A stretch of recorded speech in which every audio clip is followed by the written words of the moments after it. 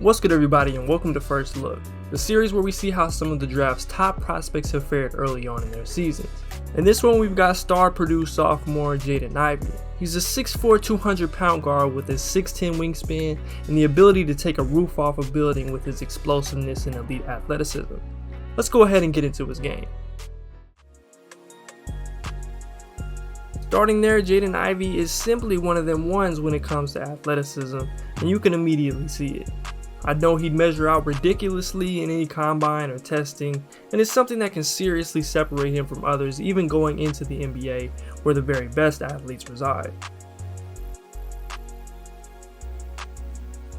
In the open court, Ivey's absolutely tremendous. He's just electric in transition, whether that be off a rebound, off playing the passing lane, or whatever else, and there just aren't too many players who can do these type of things in the fashion that Ivey does.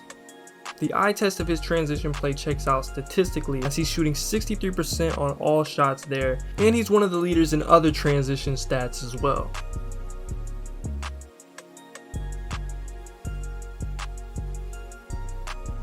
This play against Rutgers can only be described as a real-life speed boost.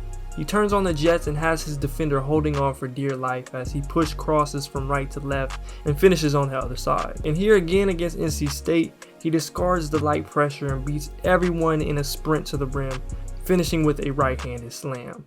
We'll get into a little more of his scoring in the half court later on, but his first step and ability to accelerate is ridiculous. It makes for really effective hesitations and push crosses, and he's just got a really nice base of tools and skills to work with for a prospect. I said Swanigan. I was thinking of Caleb Travion Williams with a rebound. Okay. Went back in the time capsule. Ivey turns the corner. Iowa hanging around. Down 13 at half, now 9. Shot clock dwindling. Ivey. Wow, that was... While he isn't your traditional point guard type who's going to set the pace, show a ton of nuance and precision as a passer, his ability to put pressure on a defense and just straight up force opponents to help, and then find teammates for open shots on kickouts is excellent. I know jump passes are a bit taboo and there are moments where it can get you into trouble, but Ivey's great at creating angles with his athleticism and just throwing these nasty sidearm body contorted dimes out to his teammates. That drive and kick is his bread and butter. When there's 3 or 4 shooters next to him in the future, whether it be in transition or gets to attacking in the half court, it's likely going to be a different look than what we've seen in college.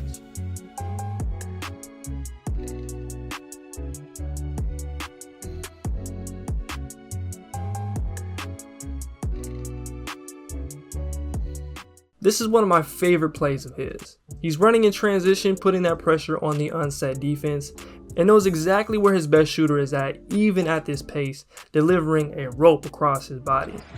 Sophomore Jaden Ivey with 20 points. And first.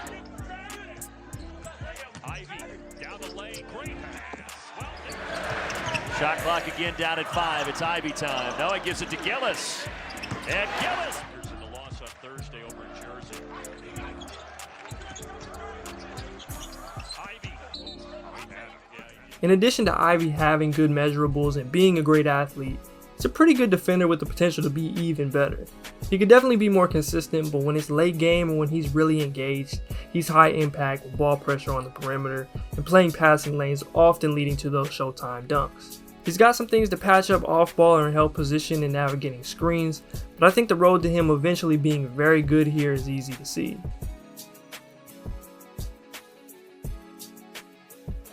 Osborne kicks back out. Shot clock is under 10. Mills at the basket. Here's that stack pick and roll again. Moore hesitates.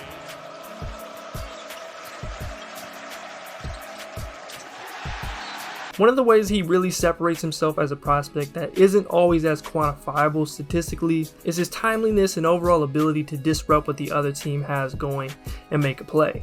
Ivey's had these two-way sequences in some of these games that have completely swung the outcomes in the most important moments, and is a part of the wow factor with him. Now to some things I'm watching going forward. Jaden Ivey has been a tremendous threat from the three-point line so far this season, shooting over 40% on around 5 attempts a game, which is excellent and a great sign considering that it was his biggest question coming into the season. He's been a steady threat as a catch-and-shoot guy, shown some comfortability coming off the screens, and he's had games like Florida State and Butler where he did it in a few different ways and in convincing fashion. I'm curious to see how he progresses and responds if he hits a slump, and there are some questionable releases at times, but right now it's hard to say anything that's not overwhelmingly positive about his development here. One thing that I'd like to keep seeing more of, and it's probably more of a long-term thing, is him creating more shots for himself off the dribble on the perimeter. He's had some struggles here over his 2 years in college, but I think there's more there. It's never really been about the percentages, just more of the flashes of improvement and creativity, and his game against Butler was the perfect example of what I've been looking for. I think all of this can pretty easily be a consistent part of his game because of his tools, and he's the type of talent that can really take off when you start refining what's there, especially in an NBA system.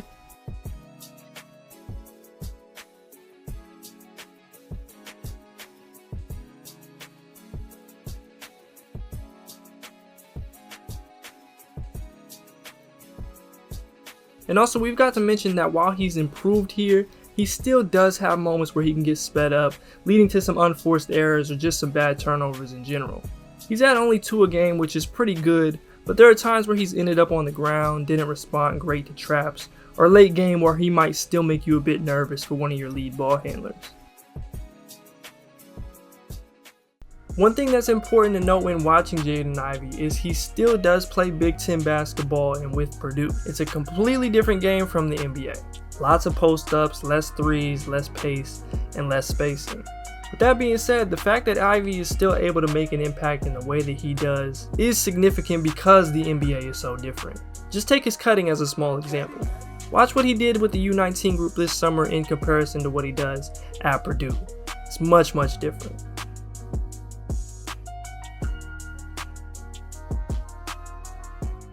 There's always a big collection of tough and gritty teams in the Big Ten, and Purdue should be getting the best out of all of them because they are one of the title favorites and a measuring stick at the moment. That's going to make for some fun games, and Jaden Ivey is the type of guy who usually gets up for the competitive moments. Wisconsin is one matchup that should be pretty interesting as they have potential lottery pick Johnny Davis who plays a similar role, and other than that, it'll just be a judge of his consistency and effectiveness in some of the more focused areas of his game.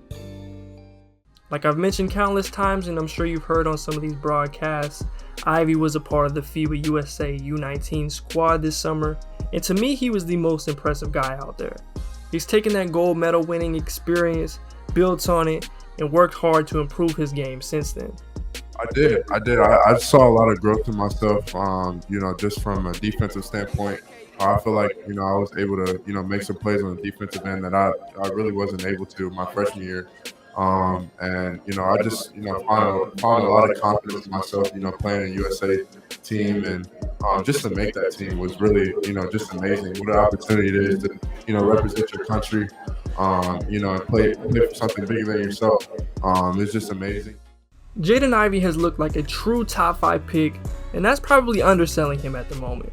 It's a true testament to the type of talent that he is and how disruptive and impactful he can be on both ends.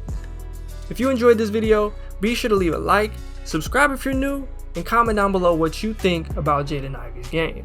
I'm Keandre, this is Intellect, and I'm out.